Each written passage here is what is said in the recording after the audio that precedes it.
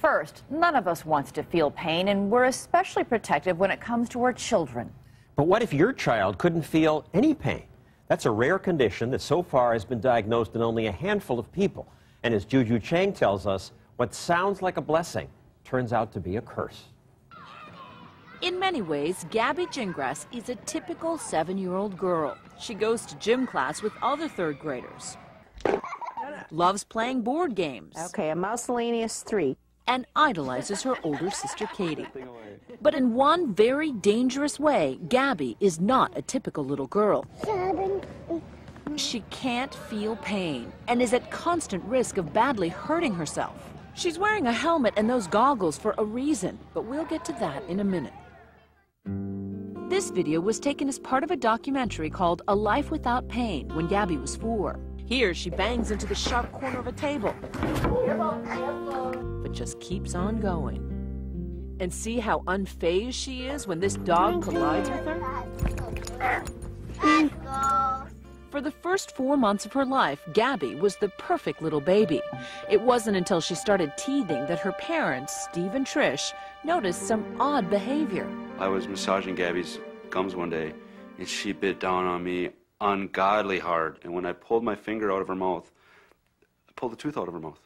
She's just happy playing like nothing happened. It was as if she didn't even feel it, and that was just the beginning. The 4-month-old would teethe on anything: plastic toys, hardcover books, even her own fingers, until they were bloody. She damaged them so badly, it really looked like raw hamburger. It was that chewed up and mangled. She would also chew on her tongue like it was bubble gum. It was bizarre and frightening. Steve and Trish brought Gabby to doctor after doctor. For months, specialists tested the baby for everything, from metabolic diseases to rare genetic disorders, and ruled out one disease after another. Trish reached the frustration point, and she sat down at the computer and basically spent the whole weekend on the internet, searching and looking, and she found some pictures of kids with fingers that looked like Gabby's, just chewed up and mutilated. So that was the first time we'd heard the term hereditary sensory autonomic neuropathy. HSAN. It's an extremely rare genetic disorder that affects the sensory nerves.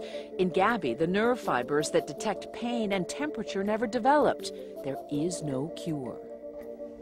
Imagine their tug of war trying to give Gabby a normal childhood.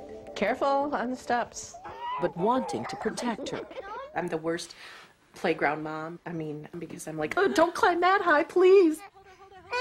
Oh, too fast. You want to hop down? Like most people, you've probably never heard of HSAN. Then again, maybe you saw it featured recently on Grey's Anatomy. There. Can I go now? That didn't even hurt. The real-life Gabby is just as courageous. How about your teeth? What happened to your teeth? Oh, I heard you have one tooth. Where is it? I don't see it. Where is it? Oh, I see it. It's on the top. And do you have a name for it? Toothy. The Gingrases, on their doctor's advice, had all of Gabby's baby teeth pulled to keep her from injuring herself. But that caused her adult teeth to grow in early, and Gabby knocked out all but one of those. I'm thinking, here's my beautiful little girl. She's not going to have any teeth. People are going to make fun. They're going to think we're awful, you know, everything that goes through your mind. The plan is to have dentures made when she's done growing. But what terrifies Gabby's parents the most is the fear that she could make herself blind. Tell me about how the eye problem started. She had just turned 1. She woke up from a nap, and I thought, oh, there's a little bit of fuzz or fluff in her eye. It wasn't fuzz. There was a real mark on her cornea. So I quickly called the local doctor, and they were just stunned. He said, if you had this, you would be in such excruciating pain, you couldn't open your eye. Gabby's left eye was so badly damaged that her doctor literally stitched her eyelid shut in a desperate bid to save her vision. Because she doesn't feel the pain of it, she ripped her own stitches out. Steve came up with the idea of using swim goggles to protect Gabby's eyes. But it was already too late. She'd lost the vision in her left eye, and now it was at risk of developing into a life-threatening infection. The only solution was a drastic one: remove the injured eye. It just brings back those images of the hospital and letting her go on the gurney, and you know,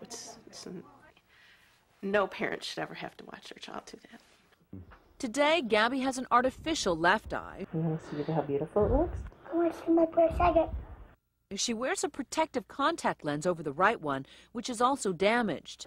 For good measure, she uses safety glasses during the day and those swim goggles at night. You all set? Yeah. Comfy? Despite all these precautions, Gabby still manages to hurt herself, constantly. Careful. Do kids like Gabby reach adulthood? How old does that make you? 6 years old? Wow.